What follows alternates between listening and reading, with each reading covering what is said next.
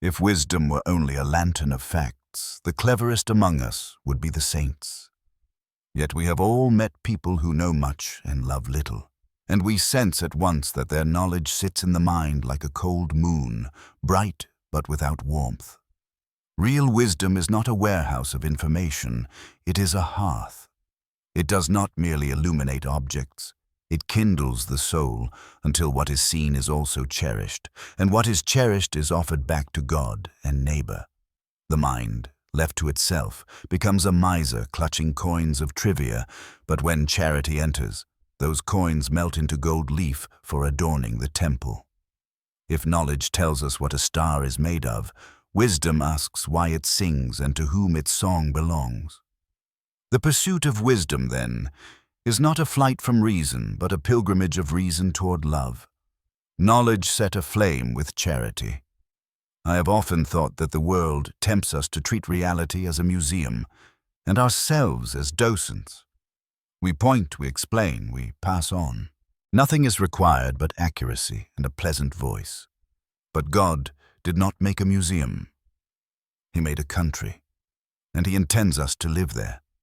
Wisdom is the art of living in the country of God. It gathers facts, yes, but only as a builder gathers stone. Never to stack them in tidy piles, always to raise a dwelling where truth and love may lodge together. Consider the difference between a map and the sea. A map is invaluable. Without it, the sailor drifts. Yet a man who never leaves the wharf may memorize every inlet on the chart and still die having never tasted salt or heard the ropes sing in the wind. Knowledge provides maps. Charity launches the voyage. The danger of our age is not that we have too many maps, but that we call the collection of maps travel. It is a curious thing to die surrounded by atlases and never once cross the water. Wisdom begins with humility, for only the low door admits us to the great hall. Pride is the moth in the library. It is not content to feed on a single page, but nibbles the binding that holds the whole together. Pride loves knowledge, because knowledge looks like elevation. To know is to stand above. But charity loves knowledge because knowledge is a ladder to service. To know is to stoop better, to wash the feet with understanding. When the heart is warmed by love, learning stops being a mirror for preening and becomes a window for seeing. There is also the matter of clarity. Truth has a severe kindness. It does not flatter our preferences, and it is never improved by our wishes. Yet truth, when severed from love, can feel like winter at noon, blinding white, and still one shivers. The wisdom from above, we are told, is pure, then peaceable, gentle, open to reason, full of mercy and good fruits. Purity does not contradict mercy. It makes mercy honest. Mercy does not dilute purity. It makes purity hospitable. In that marriage, clarity becomes consolation.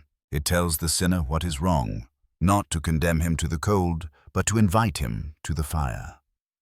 We may ask, then, how one pursues such wisdom. The answer is not novel, because wisdom, like an old oak, is reached by the same path generation after generation.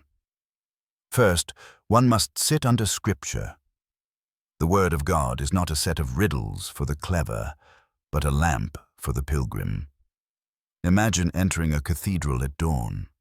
The stones are there, whether you see them or not, but the sun, pouring through the high windows, reveals their order and their intended glory. Scripture is that light. It shows the architecture of reality and the one to whom the whole building points. Second, one must pray, not as a student interrogates a text, but as a child learns his mother tongue by dwelling with his mother. Prayer is the schoolroom where desire is taught its proper grammar. We do not merely ask, we are acted upon. In the silence, God cures our vision, and in the praise, He expands our lungs to breathe heaven's air. Without prayer, knowledge is wind in a bottle. You can see it, label it, even trade it, but you cannot sail by it. Third, one must practice charity. There are truths that only obedience reveals. To forgive an enemy explains, better than any lecture, why the cross is called wisdom. To give secretly to the poor clarifies the Sermon on the Mount more than any commentary. Acts of love are laboratory. Understanding. The experiment is to obey, and the result is light. He who keeps the command learns the command's music, and in time he hears it everywhere. Fourth, one must suffer, for in a world both fallen and redeemed, pain is not an elective, but a core course. Suffering, lifted to God, burns away the varnish on our theories. It leaves the wood, knotted, real, and strangely beautiful. Many a man has learned the tenderness of the Father only when the night made him feel like a child again. It is not that suffering is good in itself, no Christian should speak so, but that God, who is infinitely wise, can teach with tools we would never choose and yet would never trade once the lesson is learned. Fifth, one must belong to the church. A solitary intellect is a lonely planet. It may be bright for a time, but it soon wanders into cold space. The communion of saints is a constellation, each star lending its light, each corrected by the other's gravity, together composing a figure that guides travelers home. Wisdom is communal. We read with the dead and sing with the living. We are sharpened by those ahead of us and steadied by those at our side. The union of knowledge and charity has a peculiar effect on the soul. It awakens longing. The more we see, the more we desire not simply to possess truths, but to be possessed by the truth. This is that homesickness for heaven which so often arrives on ordinary afternoons. The way a certain fragrance of rain can hint at Eden, or the way a well-sung hymn seems to lift a corner of the veil. Wisdom does not end in conclusions. It ends in adoration. It bends the knee not because it has run out of arguments, but because it has discovered their destination. At last, we come to Christ, in whom are hidden all the treasures of wisdom and knowledge. He does not offer us a curriculum, but a communion. To sit at his feet is to find that the teacher is also the lesson. The bread that feeds us is the bread we are told to become. In him, knowledge ceases to be a possession and becomes a participation. The mind is not discarded, it is transfigured. The will is not conquered, it is made willing. Love does not swallow truth. Love gives truth a human face. If you would pursue wisdom, then begin where all pilgrimages that succeed begin, with a small obedience. Open the scriptures. Kneel and ask. Find someone to serve. Bear quietly a present cross. Join your voice to the church's praise. Let your knowledge, whatever it is, however little or great, be laid upon the altar, and watch as charity sets it alight. The goal is not to be right only, but to be radiant, not merely informed, but conformed, not to hold the light in your hands, but to walk in it until, at the last, you are welcomed into the country where the sun never sets and every lesson becomes a song. Wisdom, I have said, is knowledge set aflame with charity. But what does this flame look like when it has burned long and steady in a life? To see it, one need only recall the faces of those rare men and women whose presence seems to hush a room without command. They are not the most brilliant scholars, though they may know much. They are not the most eloquent speakers, though words come easily to them. Their secret is that truth has sunk so deep into love that one cannot tell where conviction ends and compassion begins. To speak with them is to feel, however dimly, that one has been brushed by eternity. The ancients used to say that wisdom begins in wonder, and indeed the man who has lost the capacity to be astonished has already closed the first page of the book. A child gazes at the stars without naming them, and in that gaze lies the seed of wisdom. The danger is not that we will remain childish, but that we will grow up wrongly, that we will trade wonder for cynicism and reverence for analysis alone. Analysis is needful, but it must be the servant of awe, not its assassin. The wise man, even in age, has the eyes of a child before the mysteries of God. Now, it is one thing to speak of wisdom in the abstract. It is another to follow her voice through the valleys of daily life. How often do we mistake cleverness for counsel or efficiency for truth? The world applauds quick solutions, dazzling strategies, and the art of winning arguments. But wisdom is not interested in victory as such. She is interested in peace. Her triumph is not in silencing the opponent, but in reconciling the estranged. Knowledge can cut, wisdom binds. Knowledge can expose, wisdom heals. It is in this healing work that charity shows its fire most plainly, consuming bitterness and lighting the way of forgiveness. Let us descend still deeper. There is a paradox at the very heart of wisdom. She makes us both smaller and greater. Smaller, because the more we learn truly, the more we are made to see how little we have grasped. Greater, because the more we yield to God, the more our capacity to love expands beyond what we imagined possible. In wisdom, humility, and dignity are no longer enemies.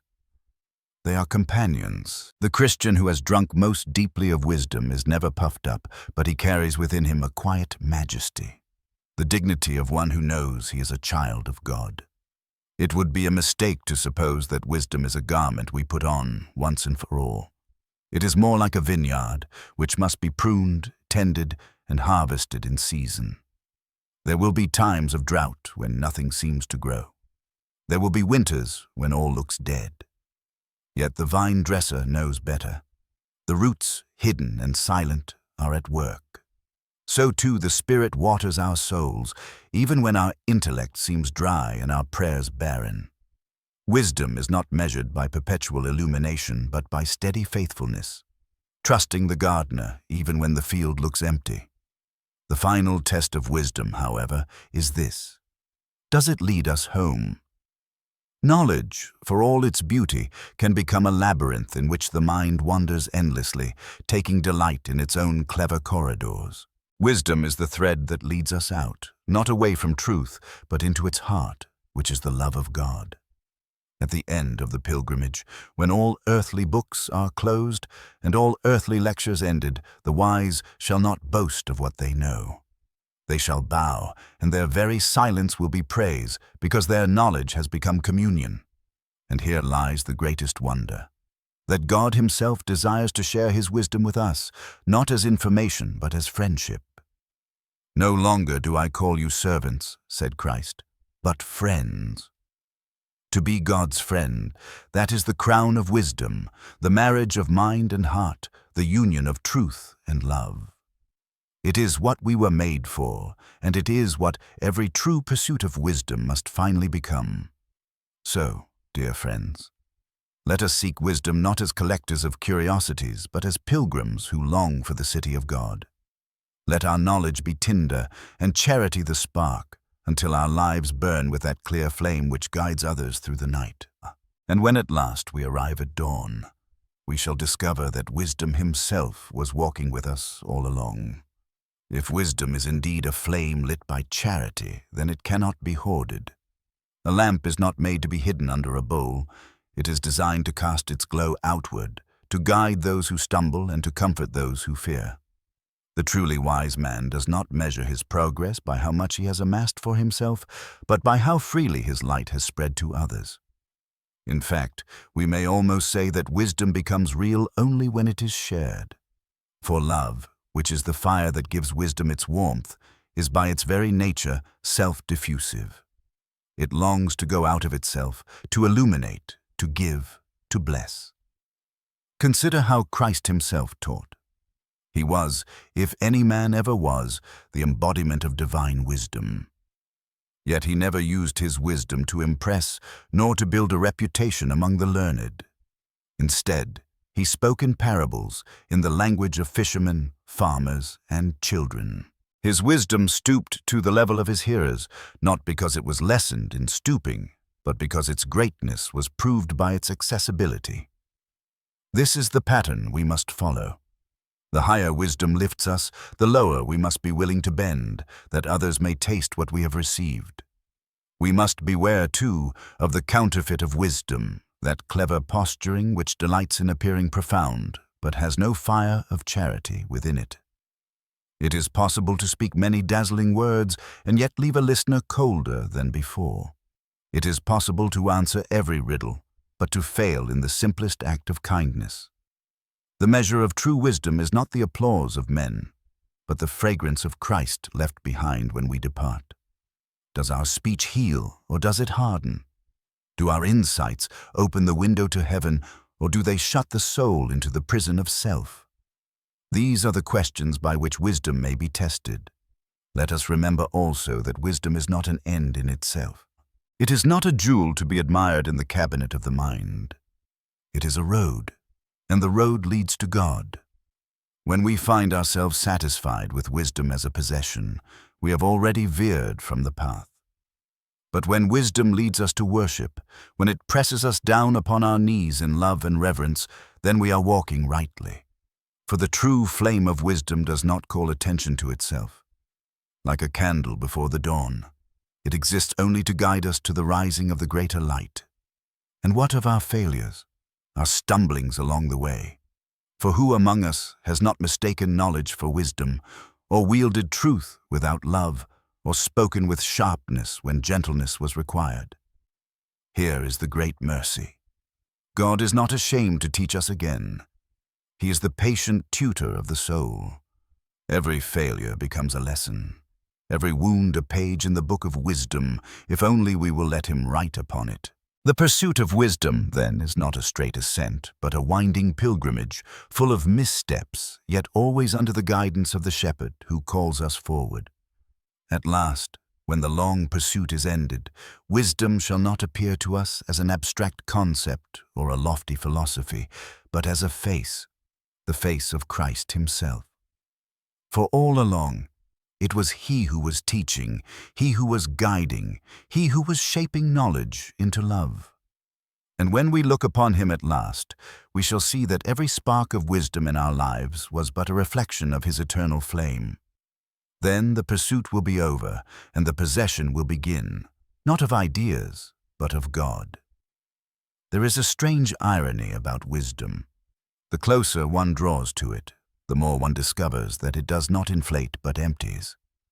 The shallow brook babbles with self-assurance, but the deep river flows quietly, carrying the strength of hidden springs.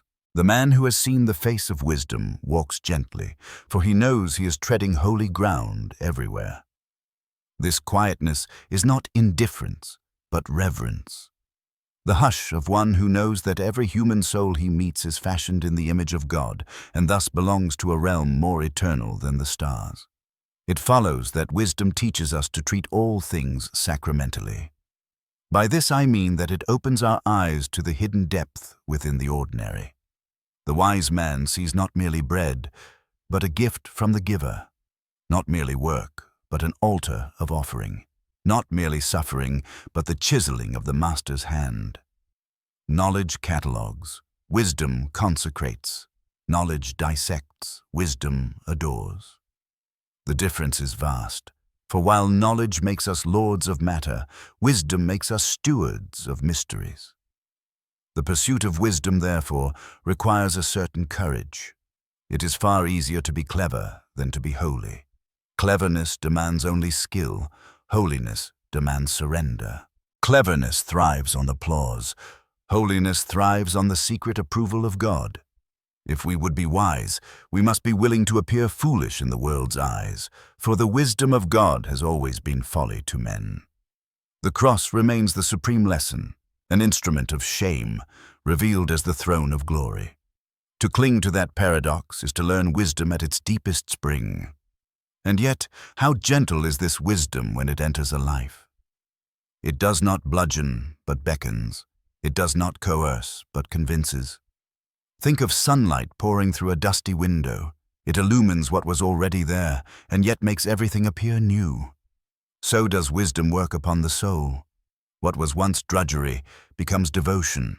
What was once confusion becomes clarity. What was once despair becomes hope.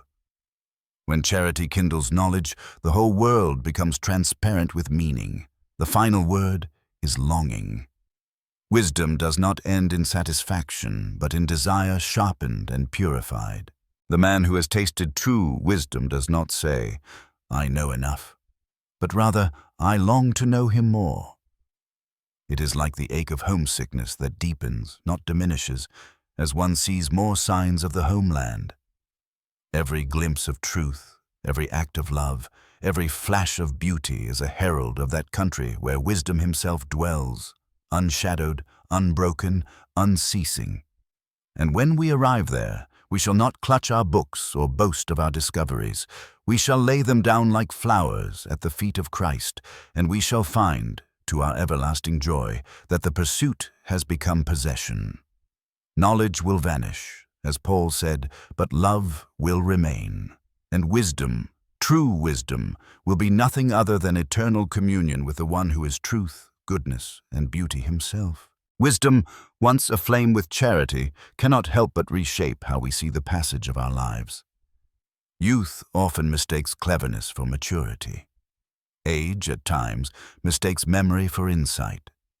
Yet wisdom transcends both illusions. It teaches the young that brilliance without humility is brittle, and it teaches the old that remembrance without love is barren. It gathers every season of life into a single story, one authored not by chance, but by providence. In wisdom, we learn to read our years as chapters, not accidents, as ordered steps toward a greater consummation. Nowhere is this more evident than in suffering, for suffering is the place where mere knowledge often fails us. A physician may explain the mechanics of pain, a philosopher may trace its causes, but only wisdom can teach us how to endure it without despair. Only wisdom whispers that our wounds, united with Christ's, can become doors through which grace enters. Only wisdom dares to say that joy and sorrow can kiss, that tears may water the soil in which love grows. This too is knowledge set aflame with charity, to know suffering not as a meaningless curse, but as a mystery through which the eternal love is drawing us nearer. Wisdom also transforms how we regard others. Knowledge tends to compare, to measure, to rank. But wisdom, being lit by love, sees each soul as incomparable. It refuses to reduce a neighbor to usefulness or status. It sees the beggar as more than poverty, the scholar as more than intellect, the child as more than immaturity. To the wise, every person becomes a signpost pointing toward God. And in this recognition, charity finds its natural work, to serve, to cherish, to forgive. For what is forgiveness but knowledge? That wrong has been done, set aflame with charity, that wrong need not have the final word. It may seem strange, but wisdom also teaches us laughter, not the laughter of mockery, nor the brittle laughter of cynicism, but the deep, ringing laughter that comes from knowing that all shall be well. For if wisdom is seeing reality rightly, then it sees that even in this shadowed world, the victory of Christ is certain, and such vision frees the heart to laugh, not because the world is trivial, but because God is triumphant. Joy, in this sense, is not an escape from seriousness, but its fulfillment. For what could be more serious than everlasting joy? At the heart of it all is this truth. Wisdom is not finally something we possess, but someone who possesses us. Christ Jesus, writes Paul, has become for us wisdom from God. He is the fire, He is the light, He is the charity by which knowledge is transfigured. To pursue wisdom is, in the end, to pursue Him. And when at last we behold Him face to face, every partial truth, every fragment of learning, every spark of charity will find its consummation in His presence. Then, knowledge will give way to worship, and wisdom will be eternal friendship with God. We have seen that wisdom is not a trophy, but a torch.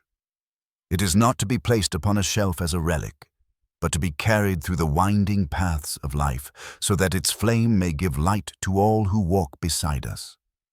And here lies a sobering truth. Wisdom, if it does not flow outward into love, becomes a burden rather than a blessing. The Dead Sea receives many streams but gives none, and so it grows lifeless. A soul that hoards knowledge without charity becomes equally stagnant. The wise heart, however, is like a river.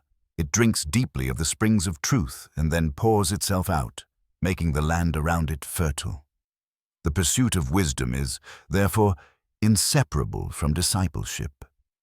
One cannot truly be wise apart from following Christ, for he alone is the measure of both truth and love.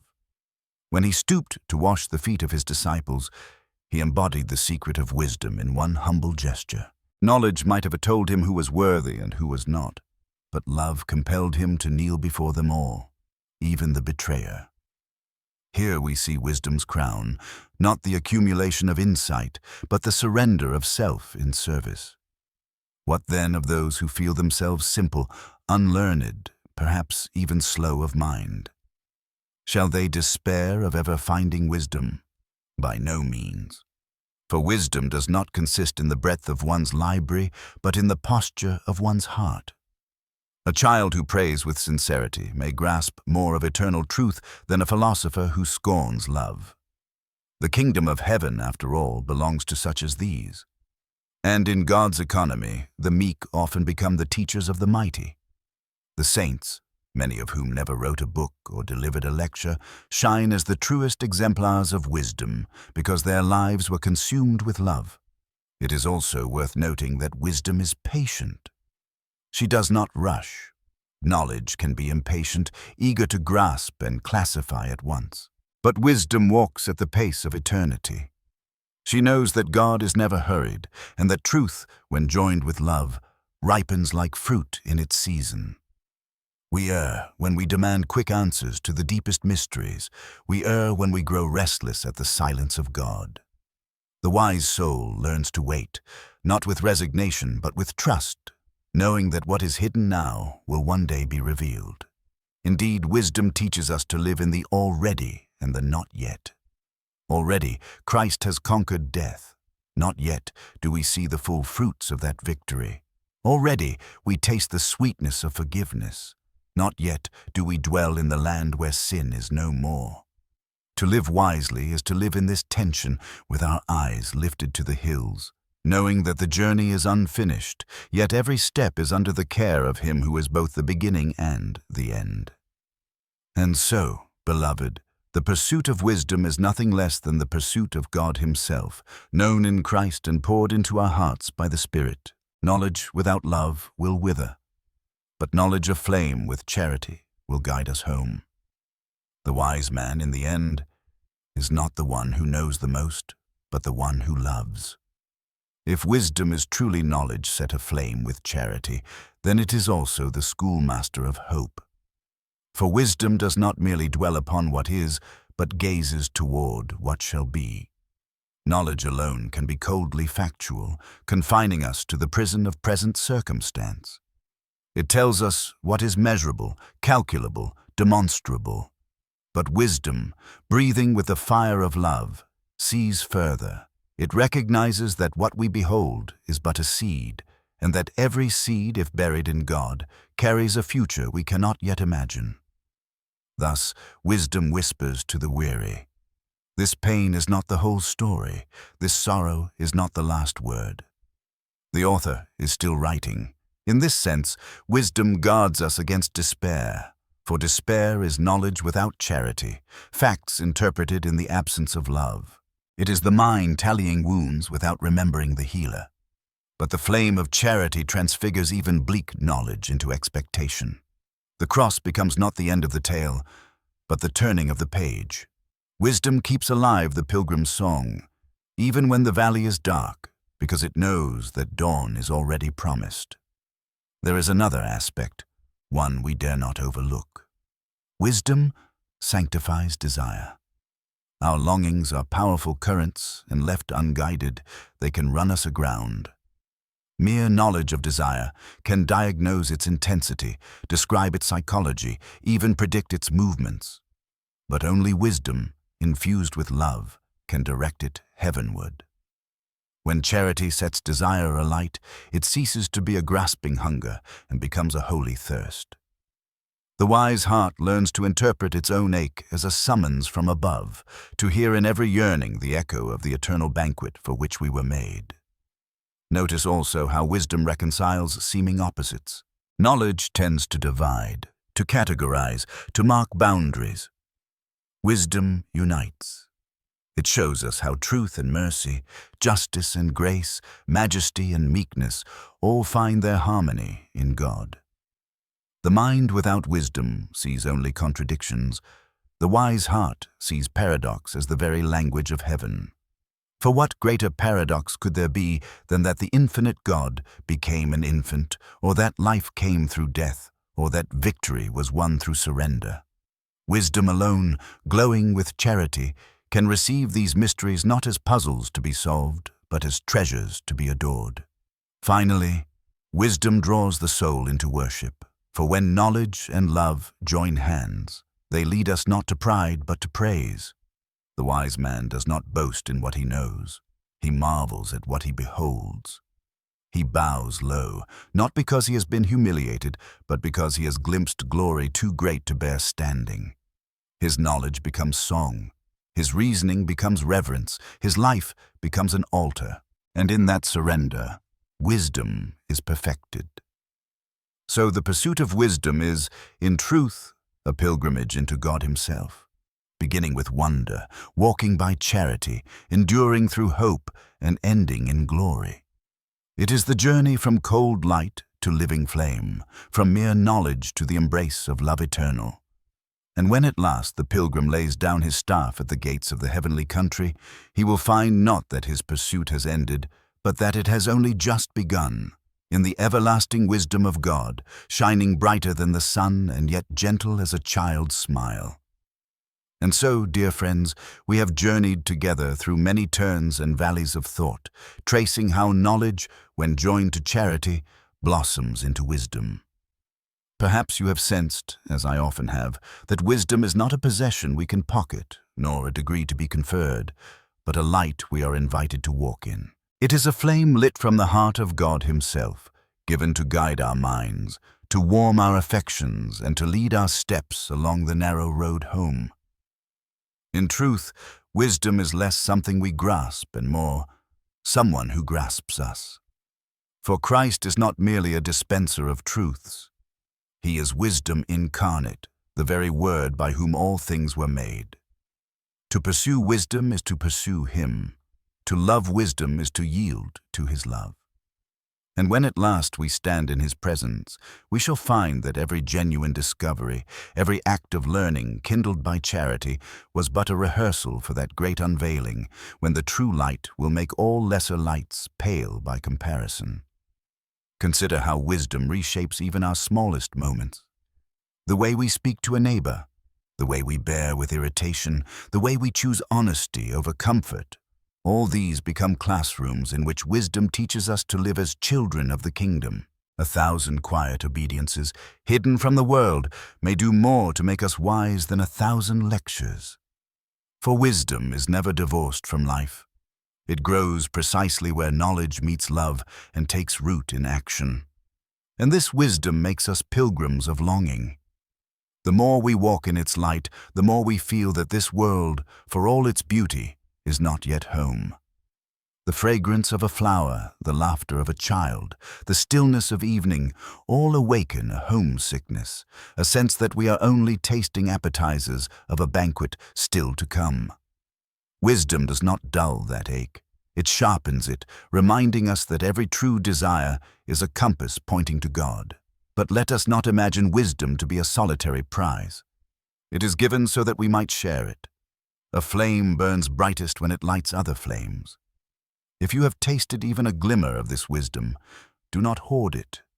Let it shape your words, your deeds, your love for others, until they too may glimpse the fire. For the world is not lacking in information, it is starving for wisdom. And what the world most needs is not cleverness, but holiness, not arguments, but lives, aflame with the charity of Christ. Here, then, lies the invitation. Pursue wisdom not as collectors of curiosities, but as pilgrims of the eternal light. Begin where you are. Pray, read, love, forgive, suffer faithfully, and above all, seek Christ. He is the end of the search, the crown of knowledge, the flame of charity, and the eternal wisdom in whom all things hold together. To walk with Him is to walk wisely. To abide in Him is to live forever. And if these reflections have stirred you, if they have helped you glimpse the grandeur of God's calling, I invite you to remain with us. Like, comment, share, and subscribe, so that together we may continue this pilgrimage of the mind and heart, always seeking the wisdom who is himself our truest home.